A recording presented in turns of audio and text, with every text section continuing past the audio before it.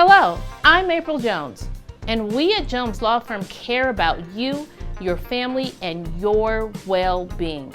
That's why we've put together this informative webinar series to answer your questions about life, about the law, about your family. So thank you for joining us, and let's get started. Hi, this is April Jones. Welcome to the Jones Law Firm PC webinar series where we have our own experts talk to you and answer your frequently asked family law related questions. So I'm April Jones. I've been an attorney 29 years and I've been CEO of Jones Law Firm PC for 20 years. We practice family law exclusively. And today I have David Collins of our amazing family law team, and we are going to answer your most frequently asked questions about alimony or spousal support in Colorado. David. Hey, good afternoon, everybody. My name is Dave Collins. As April mentioned, I work for April. I've been an attorney in Colorado for 16 years, and I focus exclusively on family law, which covers divorces, allocation of parental responsibilities, dependency, neglect, step-parent adoption, and any other issue that might involve either married people or their children. Thank you, David. Since we have, let's just jump right in, since we have our questions. Is alimony always ordered when one spouse has supported another through school or in order to obtain a higher financial status through training, schooling, or other systems? Let's break this into two questions. Is alimony always ordered when one spouse has supported another through school?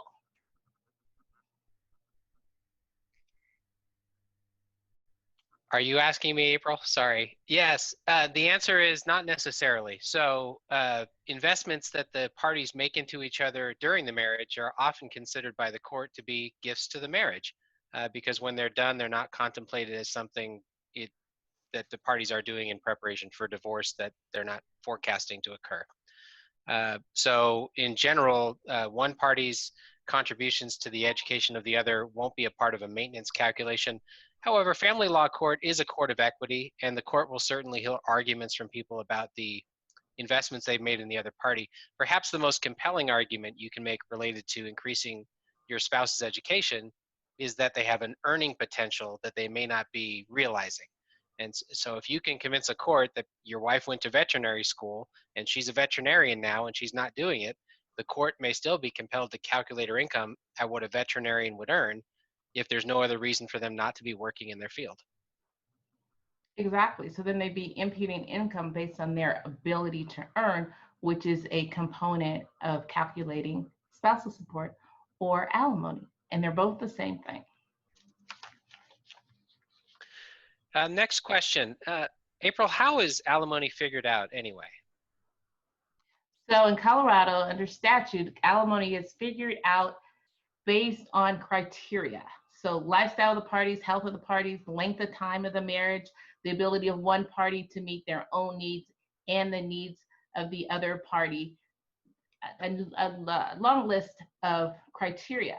Now, there is a formula that also goes with the criteria. So the court is supposed to run the formula and make a determination of whether or not the presumptive formula is the amount that should be used in alimony. So for example, with temporary maintenance has a formula: 40% of the higher income minus 50% of the lower income is the suggested amount of maintenance that after you deduct the tax implications. So in 2019, the tax laws changed. Alimony had historically been taxable for the person receiving the alimony. So if you were paying alimony, you'd be paying it with after-tax dollars. After 2019, after the tax laws changed, to account for that, Colorado made it so that if you're paying alimony, it's reduced 20% and then 25% at higher income levels. So the person receiving alimony will receive 20 or 25% less depending on their income levels, and the person paying it will have that extra money to apply to the taxes under the IRS tax laws. With respect to permanent alimony, same formula. And the court can also look at criteria when deciding if the formula is to be followed.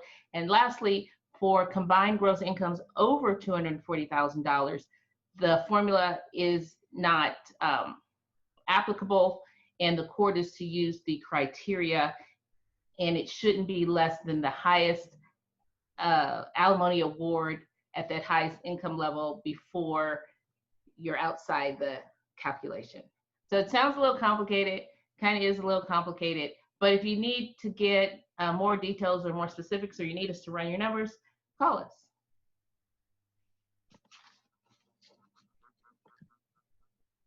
My spouse's income has increased since he was ordered to pay alimony. Am I able to get my alimony amount raised now? And the answer is maybe. It depends on the type of alimony order that you received from the court.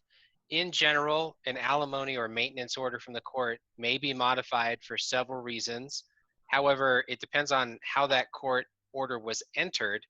If the parties enter what's called contractual maintenance, where they're guaranteeing no matter what to pay at a certain amount for a certain amount of time, the court may honor that contract, even if the person paying has an increase or decrease in income.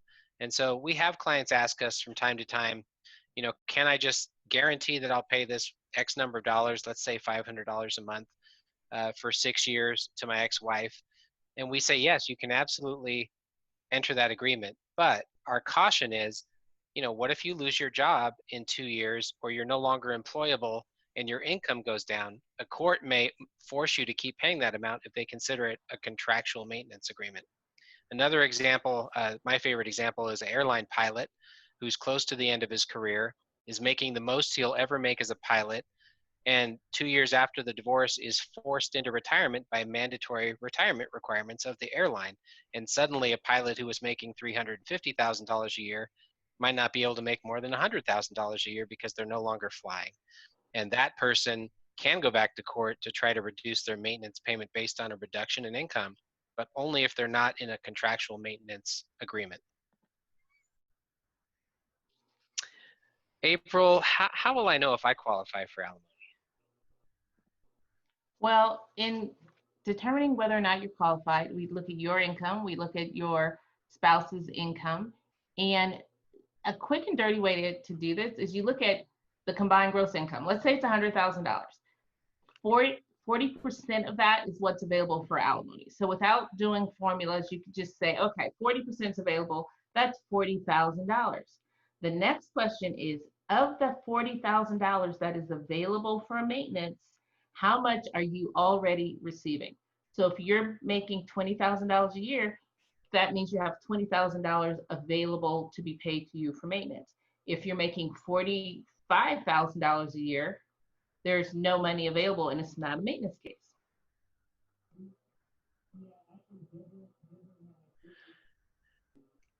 April, what happens to alimony if you lose your job? If you lose your job, it depends. If it's contractual maintenance and you signed a contractual agreement that was made an order of the court, you still have to pay your alimony. If you're unable to pay, you could at least potentially survive a contempt claim. A contempt claim is what's filed against you when you don't pay or don't comply with the court order. Contempt is a failure or refusal to comply with the court's order, but there are factors. You had to have knowledge of the order, you have to have had the ability to pay, and then you have to have refused to pay.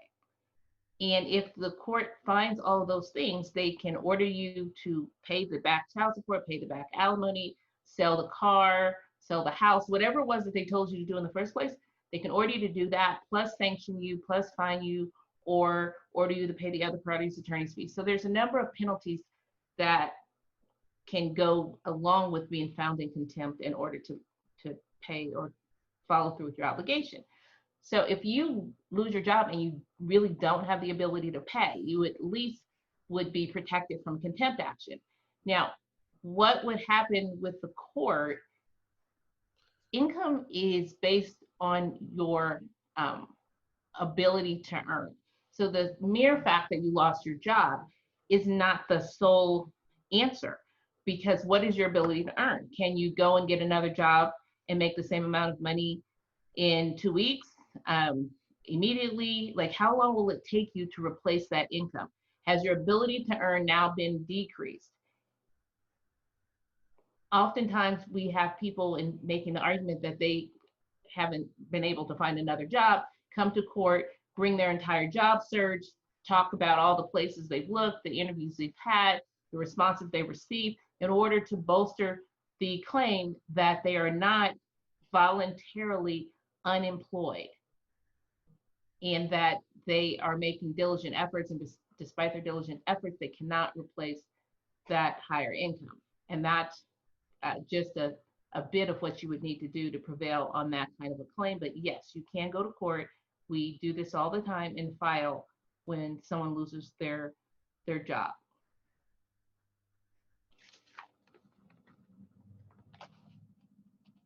What do you do if your ex-spouse won't pay support? That's a great question, April. And we come across that quite often where a party's been ordered to pay maintenance, and maybe they did for a few months, and then they just stopped paying maintenance, and months have gone by or years have gone by.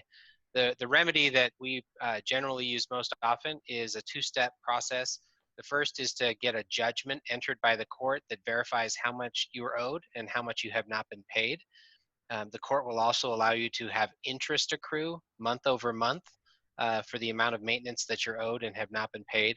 And once you get the judge to enter a judgment regarding what outstanding maintenance is owed to you, you can then file that with a lien with your county against any property they have. And so one of the number one solutions for unpaid maintenance is to seek a lien on their property so that if and when they ever try to refinance or sell their home or any other piece of property that has value, you as a lien holder would be first in time to be paid before they receive any benefit from the equity on the property that they're trying to dispose of or refinance. And I'll defer to you, April, if you have other options as well. There's always the contempt option. If someone's refusing to pay you, you can file with the court, ask the court to jail them, fine them, punish them for failing to pay. That's right, and I neglected to offer that. And as well, one thing to add to contempt would be that you can ask the court for them to pay your attorney's fees associated with filing the contempt, which the courts are often inclined to give you because you shouldn't have to file for contempt to get your maintenance in the first place. April, can a cheating spouse get alimony? So Colorado is a no-fault state, and you can be divorced without regard to fault. Alimony is without regard to fault. It's without regard to whether or not you cheated. It's not one of the factors. Doesn't always feel good, but it's not one of the criteria. April, if I move in with my girlfriend, let's say my ex-wife is paying me alimony and I move in with my girlfriend, does she have to stop paying me alimony? If you do not marry your girlfriend, it does not have an effect on alimony. How will alimony affect my income taxes?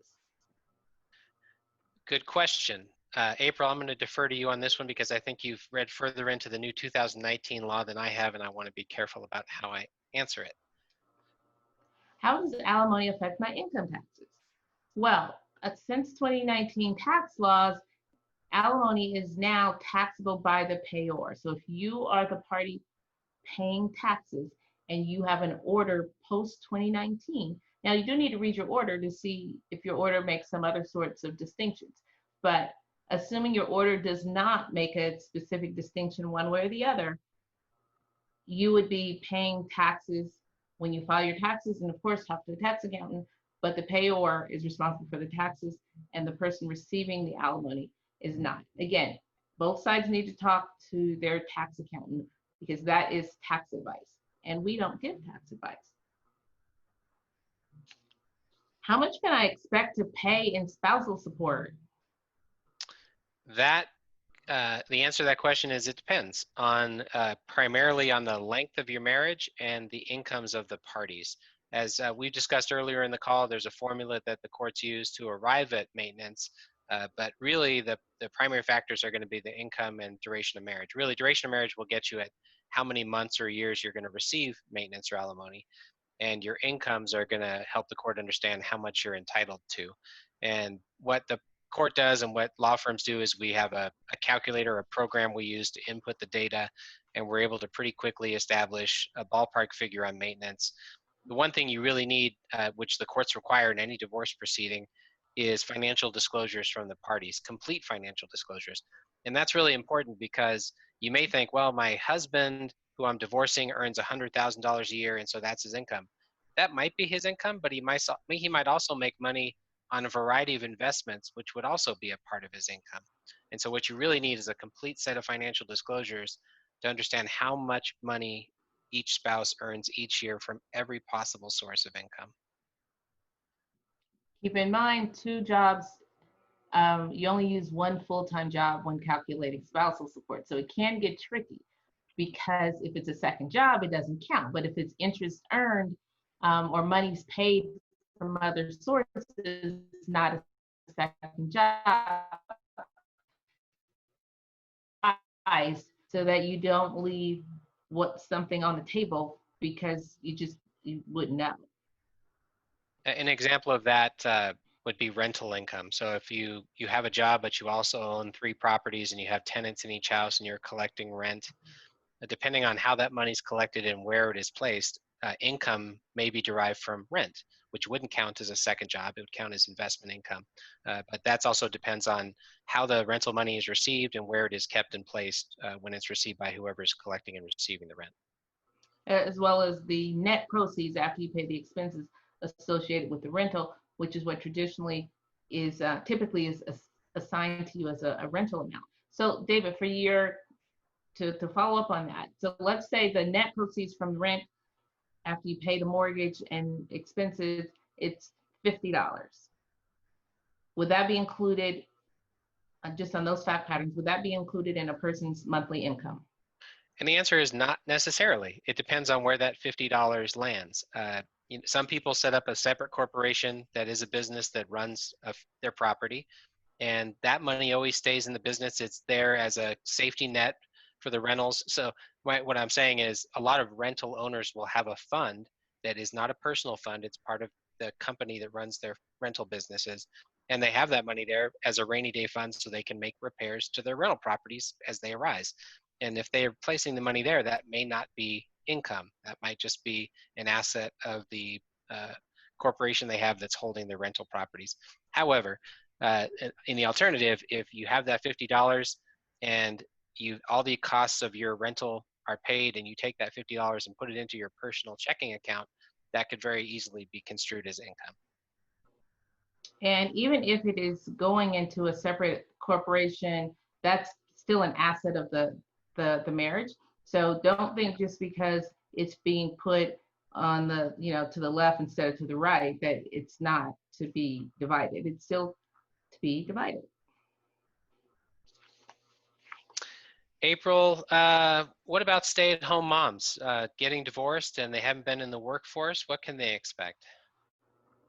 With respect to alimony, assuming the stay-at-home mom is married to a person who is earning an income, and I'm going to assume that that's what this question is about, because that's a common thing in traditional relationships. You have the stay-at-home mom, you have the earning husband, and the statute definitely allows and expects that spousal support be paid to the stay-at-home mom.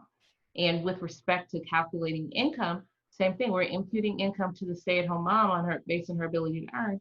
And that's when you get the argument, I haven't been in the workforce in 20 years. And the other side says, well, she's got her BA in finance and her master's in theology and her PhD in art. And then she says, I can't do anything with an art PhD and I haven't been in finance in 20 years. So that's the type of analysis that's the kind of information the court has to analyze to determine what income to impute to this fictitious person. And once that's determined, the court could not impute any income at all initially. And then it's 40% of the combined gross income, which is all earned by one person. Or the court can impute minimum wage, or the court could pick something in the middle. So it depends, but it's part of the legal and court analysis. How long does spousal maintenance last? And that's a great question. And Colorado actually uses a formula that really evaluates the duration of your marriage. And then generally, though not always specifically, will award maintenance payments for about half of the length of the marriage. It can certainly be longer or shorter, and parties can make arguments to the court in that regard. Generally, maintenance will not be calculated by a court if the marriage is 3 years or less, although also there can be an exception there if there's a real need for the spouse who needs maintenance. But the state's guidelines, which are in statute for maintenance, actually don't begin until 3 years of marriage have occurred. And if you had a 3-year marriage and the court awarded maintenance, you'd be looking at getting maintenance for somewhere between 12 and 18 months, just based on the calculator. If you're in a 20-year marriage, you'd be looking at roughly 10 and a half or 11 years of maintenance, just on the pure calculation alone. But I can't emphasize enough that either party can try to compel the court to increase or decrease the duration of time that maintenance is provided, because the guidelines and statute are just that, they're guidelines, and the court has the right to deviate from the guidelines. April, and I'm trying to find a question we haven't asked here, I apologize.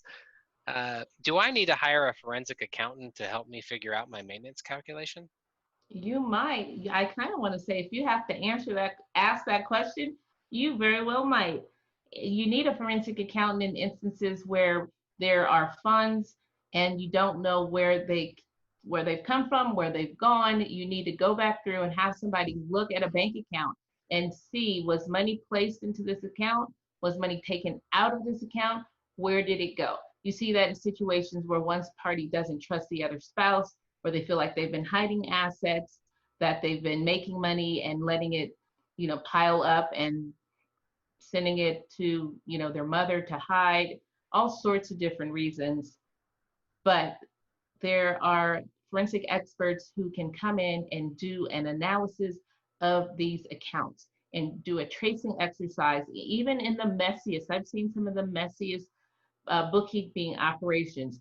The person that has wages, they have a company, they have another company, their spouse has wages, they pay their personal expenses out of the business expenses, they do the hokey pokey and turn themselves around. You have no idea what's happening. And that's when you call in a forensic expert who can go back and carefully, line by line, trace every penny. That's the goal. And then you can say with a measure of certainty, this is how much money we had, this is how much money the person funneled away, where's the account where this money has been going for the last 20 years. It allows you to trace assets. How much money do you need to live on every month? That's a great question, and for the court, the question is, what has your standard of living been during the marriage? And so that's one reason for the elaborate set of calculations that the court engages in, is to try to make sure that the party who needs maintenance can have the standard of living they had during the marriage.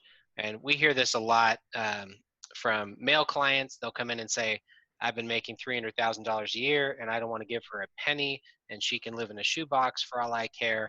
And we have to caution these clients and say, well, the judge is going to make sure that she can live basically like she's been living with you to the degree possible. So there's no guarantee that you're going to live exactly like you did, but the goal of maintenance is to have the parties sustain the standard of living they've enjoyed during the marriage, and not to have one party suddenly go from a comfortable middle-class living to being impoverished. And so the courts generally won't allow that to happen where an award of maintenance is appropriate. Now, keep in mind, the court can't, create something out of nothing. So if what you have to bring to the court is one income and you're dividing that one income, then you're not both going to be able to live on 100% of that income. So, but the goal is to look at the lifestyle of the parties and to maintain some sort of continuity. But as David said, oftentimes, that can be done sometimes and it can't be done, but that's always the goal, and that's part of the criteria in the statute. Now, I have the same thing happen sometimes where you have the same guy come in, makes $300,000 a year, doesn't want to pay his wife a dime because she has spent all the money. She gets her hair done, her shoes done, she shops all the time, she gets her makeup done, she goes to the spa. I'm like, you're making her maintenance case, right? Like, you're describing the lifestyle that she's had and you're making the maintenance case. So we need to look at this from a different angle rather than make the case for them by saying how she has been spending money this entire time. April, I got divorced 2 years ago, and I just found out that my ex-wife got remarried. What happens to maintenance? You send flowers. So if you got divorced and your ex-wife is remarried, if you're paying alimony, you don't pay alimony anymore. Alimony ends, you send yourself flowers. Yeah, and we often hear from potential clients who will say, I've been divorced for 3 years. I have 7 more years of alimony. My wife has a live-in boyfriend. My ex-wife has a live-in boyfriend, and she's deliberately not getting married. And that is often true, and there's really nothing we can do about that. People know that marriage will terminate their maintenance, and so they choose not to remarry so that maintenance will keep coming. We've had cases where the person inquiring about whether they can end their maintenance, they're trying to show or prove that the ex is now common law married to the boyfriend or girlfriend. So that's an angle. Is spousal support modifiable during the divorce? And I think, April, you're alluding to temporary maintenance if the divorce isn't concluded yet? Yes. Is that what you're saying? So, and it can be. So circumstances can change during a temporary order of maintenance as well as during a permanent period of maintenance.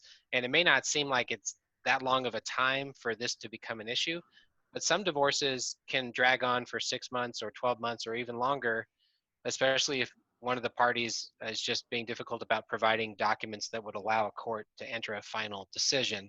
And sometimes clients aren't delaying anything. They just have such complex assets that it takes a really long time to do forensic accounting and get to the bottom of it. And so you may have a temporary maintenance award that provides stopgap coverage for the spouse that was earning less. And during the temporary orders proceedings, you may become aware that one of the parties has substantially more in income than previously reported, and therefore you could ask the court to recalculate it. It's pretty rare to get a recalculation of temporary maintenance during divorce proceedings, but it's not something that's not allowed. We are at the end of our time today. Thank you, David. Thank you all for joining us, and we will see you next time with your questions on family law. Thank you for joining us for this webinar. If you or someone you know would benefit from watching a recording of this webinar or any of our other webinars, they can be found at denverdivorceattorneys.com.